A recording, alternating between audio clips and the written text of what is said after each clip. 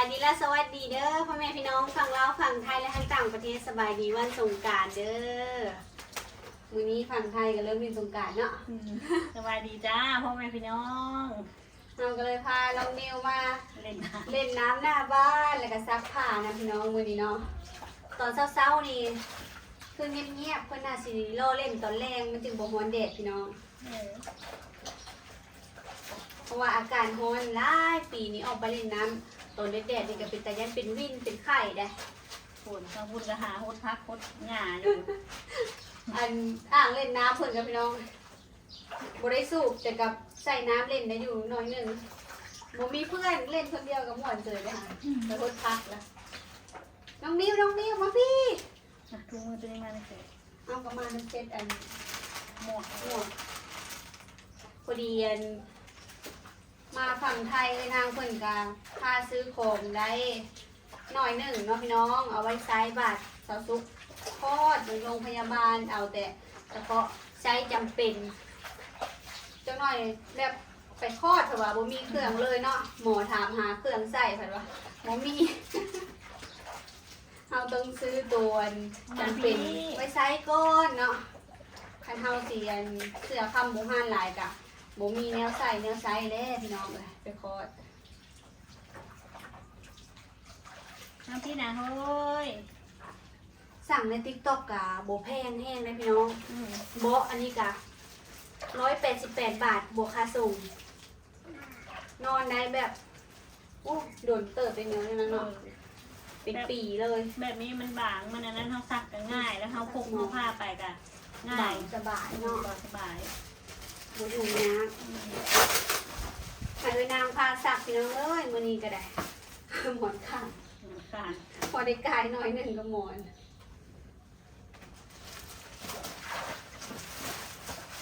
มื้อนี้แดดออกแห้งตัดไว้เลยนี่สักเลยค่ะเดี๋ยวพี่น้อง พอดีค่ะ พอดีคักเลย ย่อไปปะใส่ก็ได้นี่ค่ะ ไปทำคืนนอนที่นอนเขาก็ยกไปก็ได้ นี่ตะซุกสั่งซื้ออันเสื้อผ้าเล็กน้อยในติ๊กต็อกกะบ่ได้แพงอันแห้งได้พี่น้องพอซื้อ3ชุด4ชุดแบบนี้100 กว่าบาทเนาะ ถ้าไปซื้อทางนอกซื้อโลตัสซื้อนะคะโอ้ย ชุดเดียวกัน100 กว่า 199หัวนะ อันนี้3ชุดได้180บวกค่าส่ง พึ่งที่ออกมาว่ามือแรง เอาผึ่งมาตกใส่ไปออม มา พอดีอันมือนั้นสาวซุปลงคลิปเนาะพี่น้อง อันขำมาไทย แต่ว่าขึ้นรถบ่ทันเนาะพี่น้องแท็กซี่เพิ่นนั่น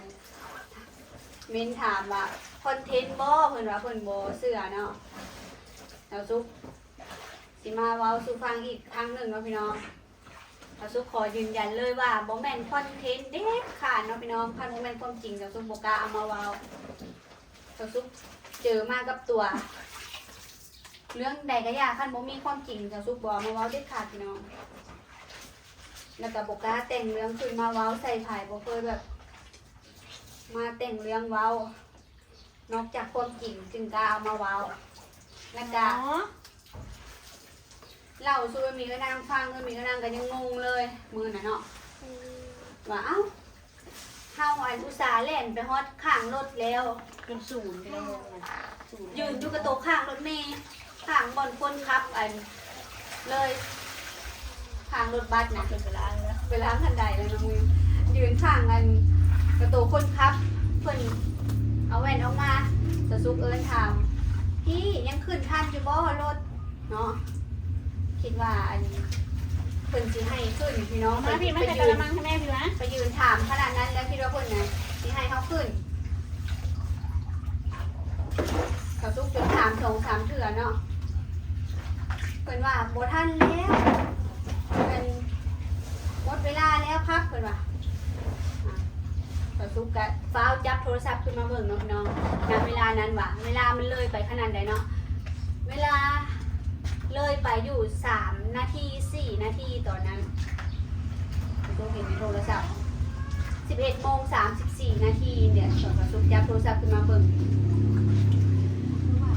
สุกก็เลยว่าน้อยใจตามอารมณ์คนท้อง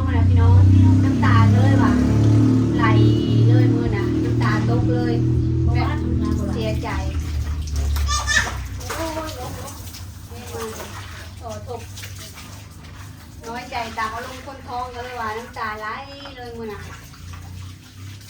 คิดว่าเพิ่นเสียนเห็นใจให้สาวซุกขึ้น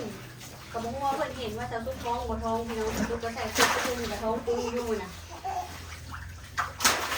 คิดว่าเพิ่นสิเห็นใจว่าโอ้บ่อยากให้รอโดนฮอด3ชั่วโมงเพราะว่ารถมันออกเวลาห่างกัน2-3 ชั่วโมงเนาะสาวซุกบ่ได้ขึ้นรถ11:30สาวซุกก็ได้มาขึ้นรถบ่าย2:30มันก็3 ชั่วโมง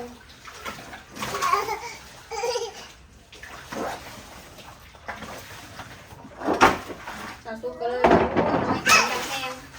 แค่สิได้นั่งรออีกโดนเพราะว่ามื้อนึงรถออกเพียงแต่4 เที่ยวรอบเช้า2 เที่ยวรอบเย็น2 เที่ยวพี่น้องที่คนก็บอกอยู่ว่าให้สาวซุกเผื่อเวลามาหาหมอต้องมาก่อน1 วันเพิ่นว่าเนาะสาวซุกจะเผื่ออะไรได้พี่น้องเพราะว่าหมอนัดสาวซุกนะเป็นตอนเย็นหมอเขียนใบนัดให้เนาะตอนเย็นของเราที่สาวซุกเดินทางนั้นเพิ่นว่าตอนเย็นเพิ่นปิดคลินิกจิตเวชน่ะ2 ทุ่มเนาะไปแล้วมื้อนั้นสาวซุกไปแหละไม่รู้ว่าเพิ่นนั้นมีธุระหรือว่าถึงวันอีหยังจักอย่างเนาะเพิ่นก็เลยว่าปิดไว้มื้อนี้เนาะปิดเป็นปิดเป็น6 โมงเย็นเนาะที่จริงถ้าเพิ่นปิด2 ทุ่มสาวซุกกะทานแต่บ้านนี้บ่ทันก็บ่เป็นหยังพี่น้องเพราะว่าเวลามันยังหลายอยู่เพิ่นก็นัดสาวซุกเป็นมื้อใหม่เนาะหมอเพิ่นก็ใจดีสาวซุกก็ได้ไปพบเพิ่นเป็นมื้อใหม่เรียบร้อยแล้ววันนี้เนาะสาวซุกน้อยใจที่ว่าแบบเพิ่นตรงเวลาเกินไปบ่ที่ว่าแบบเลยเวลาไป 3-4 นาทีเพิ่นก็บ่ให้เฮาขึ้นหั้นนะบางเทื่อรถเพิ่นก็บ่ได้ออกตรงเวลาขนาดนั้นสาวซุกเคยมานครพนมตลอดอยู่เนาะเฮาก็ยังบ่เคยว่าหยังเพิ่นออกบ่ตรงเวลาบางเทื่อแล้วก็เพิ่นก็บ่ถามสาวซุกคืนว่าสาวซุกน่ะในกรอกข้อมูลเข้าไทยบ่มันสิมีในกรอกข้อมูลเข้าไทยเพิ่นยันมันล่าช้าตัวนั้นบ่เพิ่นก็เลยแบบบ่ให้สาวซุกขึ้นรถข้ามนำฮอด11:30นะพี่น้องยันสาวซุกช้าตอนไปซื้อตัวบ่หรือว่าจังได๋หั่นนะเพราะว่าอยู่บ่อนขายตัวนะพระเจ้าสิรับกรอกข้อมูลให้อยู่หันเลยถ้าว่าใครยังบ่ได้กรอกมาส่วนสาวซุกนะแต่ละเทื่อที่เข้าไทยสาวซุกกรอกเองพี่น้องบ่ได้จ้างคนกรอกให้เนาะจ้างคนกรอกก็ประมาณ20,000 กีบสาวซุกก็เลยกรอกเองแต่ละเทื่อพี่น้องเลยไปได้ทุกคนมาแม่มาลูกมาสาวซุกก็เลยเริ่มกรอกเองมันก็บ่ยากเกินไปหมูปิ้งมาหนูเร็วเนี่ยคุณยายลาซาตัวนี้บอกเลยว่าโบหับแล้วที่จริงรถกับโบได้เต็มตัวเสียหมูปิ้งมาก็เลยว่าน้อยใจแล้วพี่น้องแต่เก่ากับโบน้อยใจอย่างแค่ที่เราคันโบได้ถือผ้าโบได้ตั้งท้องจ้ะท่าได้อยู่แต่กี้ก็เคยท่าแต่รอบนี้มันแบบว่าเขาได้เล่นไปถามจนฮอดข้างรถแล้วเขาบ่ได้ขึ้นนะมันก็เลยเกิดการน้อยใจ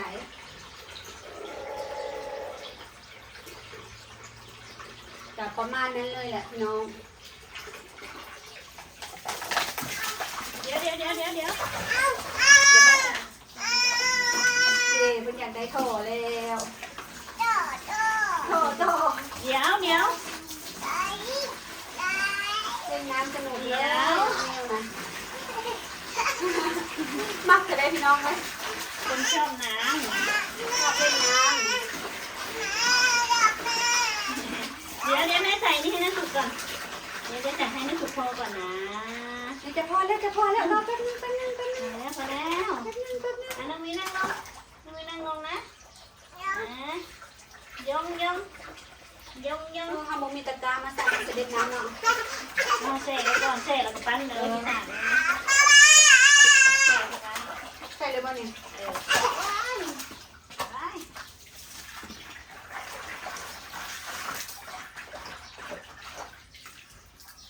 หอมค่ะเนาะ ของเด็กน้อยนี่ก็ได้ เล่นเราเด้อใส่อีกเล่นลาย สูนเกินไปบอก แล้วมันน่าจะเหนื่อยแล้ว เพราะว่ามันออกเลยกลิ่นเคยใส่หอมแล้วเนี่ย ใส่อีกน้ำยาปลาปนหอมคักแป้ง หอมผัดมะขีถุงละ1 ลิตร70 บาทหรือว่า68เนาะ น้ำยาปลาปนมา58น้ำยาปลาพนุถือกว่าเนาะอันนี้78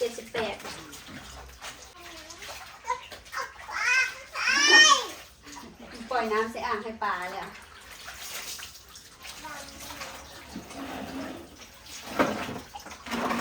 มีที่ออกมาจากไหนเนาะนี่ใจพี่วะ ลื่นบอกหัวรอ มาได้บอกมานี่ปลาอยู่นี่ จนไปธรรมดาเลยพี่น้องสตุ๊กก็ได้ทำใจแล้วได้ใจแล้ว มีแต่หัวลงหนูนะ ชุดน้อง ดูนะชุดน้อง อันนี้แรกเกิดมาใส่ได้บ่อนเดียวแล้วเนาะ ได้ รวมเป็น2 เดือนพี่น้องสุดน้อยประมาณนี้สตุ๊กกดสั่งแบบบริหูขนาดยังไปเลยแต่ว่าจะแรกเกิดแล้วก็เอาเลย น้องมิวใส่ได้จนพอปีกัน เนาะ ตัวน้อย น้องนิวผัดตัวน้อยมองกินข้าวใส่ได้ฮอตปีเครื่องเพิ่นนี่พี่น้องสตุ๊กอันให้นางกดสั่งใน TikTok นะสุดอันนี้3 สุดบวกค่าส่ง180ไม่ปิดน้ำนะ ใส่ได้ฮอต3-4 เดื นี่ อน เล่นของหนูอยู่นี่มีปลาตัวใหญ่นะ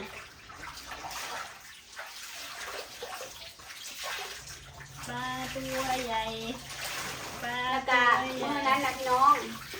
ลุงที่ว่าเราขับรถโดยสารเรามาถ่าห้าคนเนาะเราเห็นสตุ๊กอันลากกระเป๋ากลับมานั่งถ่าอันรถเราว่าอ้าวนั่งเป็นยังหัวใจคือลากกระเป๋ากลับมานั่งหงอยแล้วซะรถเพิ่นบอกให้ขึ้นคือเราบนเวลาแล้วสตุ๊กว่าอ้าวหมดเวลาอันก็บอกให้ขึ้นว่าอาจารย์กุชาไปยืนว้าวันนำกันจนขนาดนั้นอยู่ข้างรถแล้วลุงเพิ่นว่าเอ้าเท่ากับวงงูคือกันว่ะหมดเวลาแล้วเพิ่นบอกให้ขึ้นว่ะทางที่ผ่านมาซาเคยเห็นนะสตุ๊กข้ามแต่ละเทื่อเข้าเจ้าซื้อตั๋วอยู่กะรถเมล์เพิ่นก็ยังถ่าอยู่บนนั้นแหละเนาะห้องซื้อตั๋ว ท่ามืดเลยท่าไหนไปกันท่ากันเลยคือใดมาตามาไว้ก็ท่ากันเป็นมืดทุกคนเดียวเลย ซื้อตั๋วอยู่ คือการไปเมื่อคนก็ท่า ลงดีแท็กอันนั้นก็ท่าอันนี้ห้อมีจะเป็นไงสตุ๊กตั้งแบบโซกลายแบบเพิ่นโบท่าที่จริงเอากระเป๋าขึ้นแต่ชุกขึ้นไปนั่งรถกะไปซื้อตั๋วอยู่สะพานแล้วน้องเลยเมื่อนั้นนะแค่นั้นก็ได้แต่ว่าแต่ตุ๊กก็บ่เข้าใจคือกันว่าเพิ่นคือพร้าวแห้งมือน่ะ โอ้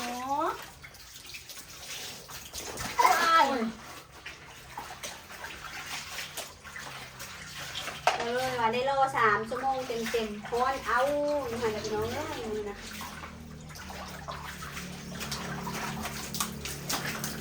บ้านนี้สิได้เผื่อเวลาเลยเลยแหละถ้าว่าเพิ่นออกหลายเที่ยวหันสิบ่ได้รอโดน ที่ไหนเที่ยวเนาะอันนี้แบบ ตะกี้ทางอันด่านตะแคงนางเคยไปนะมือหนึ่งโอ้เป็นจิ๊บเที่ยวไปเลยนะ โอ้ยมาพี่ มาพี่น้องมิว เสาโต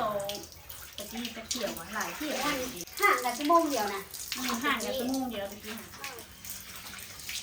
พี่น้องFCเพิ่นเม้นถามว่าอ้าวทำไมชาวสุกมันไปข้ามทางท่าเรือเพิ่นว่าเนาะมือนั้นชาวสุกท้องใหญ่แล้วชาวสุกก็เลยว่าบ่ได้ไปข้ามพี่น้องทางด่านเรือ มีมา เพราะว่าตอนนี้เพิ่นกำลังเฮ็ดกันเจือนใหม่เนาะทางกะ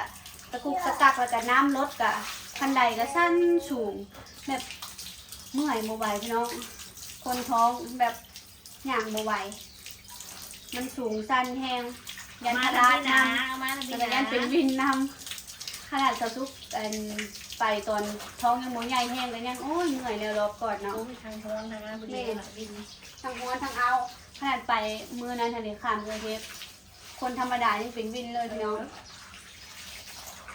แต่เก่าขั้นสะซุกบ่ทันทางรถสะซุกบ่อยากฆ่าโดนสะซุกก็ไปทางเฮือพี่น้องอันนี้ท้องใหญ่แล้วไปบ่ได้ก็เลยว่าจำเป็นได้ท่า3 ชั่วโมงก็ท่าน้องมิ้วไม่ขึ้นสิเอ้ยล้างไปหมดพี่น้องเอ้ยเต่าเงินเต่าตาลมันลงบันไดล้างไปหมดมาสิเดี๋ยวพี่ก็ โอ้ พี่ ย ไม่ นี่ ได้ กระเทน้ำนี่ก็เสียล้างมัน ใหญ่อันนั้น มัน สวัสดีครับ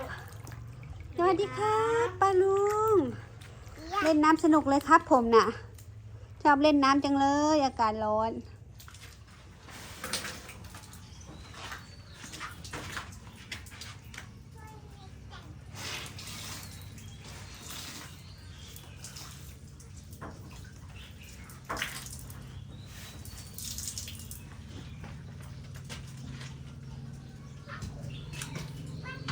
มีแต่สีทะเล พี่น้องชาวซุกเลือก ดูผู้ชาย สีลูกผู้ชายผู้หญิงใครเป็นผู้หญิงเลยแนมเห็นแต่สีบัวล้วนเลยแหละชาวซุกมักสีบัวแห้งเด้อพี่น้องชาวซุกลูกชายเน้นสีทะเลชาวซุกก็มักสีฟ้านี่พี่น้องฟ้าประมาณนี้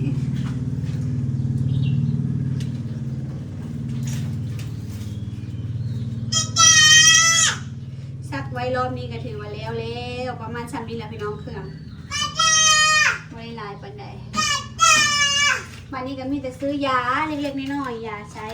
ของเด็กนี่แหละยามาหาหินยาท่าพดเนาะวิกอย่างประมาณนี้มิวก้าพี่น้องเลยหวนแห้งบริพักเลยให้เพิ่นพาวลิ้นเดี๋ยวซักเครื่องแล้วมันก็พาเข้าในบ้านบ่ได้ออกมาเลยเนี่ย มันออกมาเหมือนน้อยเด็ดน้ำ ขังในบ้านพุ่นแหละ ขังในบ้านเลยมองมาว่าเวลาอยากออกมาอยากกูจะเปิดประตูก็แล่นเลยแหละ ที่แต่บ่เปิดประตูแล่นไหวขนาดน้องมิวพี่น้องในระวังขนาดเด็กไวซะนี่นะเพิ่นมักเล่นออกทางอะนะหน้าซอยนี่ล่ะรถวิ่งไปวิ่งมาอยู่กับบุติเพิ่นน้องพี่น้องพาอยู่แต่ในบ้านเนาะเพิ่นนี่ก็จะออกไปเห็นบรรยากาศข้างนอกน้องมิวกันเลยเด้หัวข้าบ่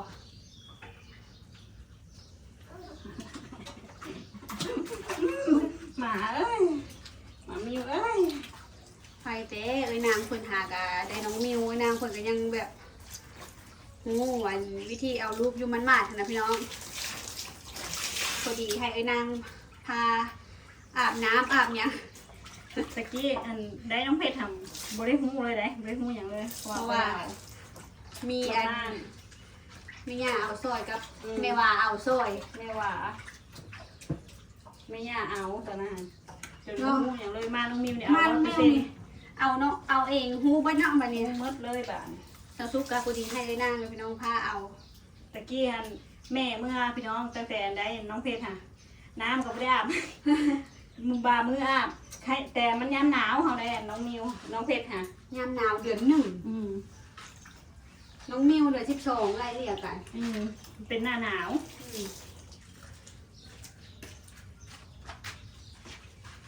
ลุงมิวมันเดียวไปแล้วนะ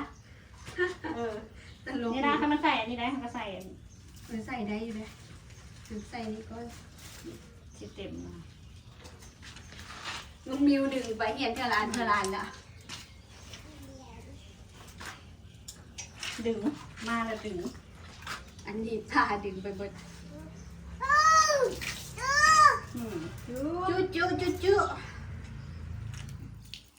จุแดดแบบนี้ตากเครื่องคักพี่น้องแห้งไวขนาดเลยเนี่ย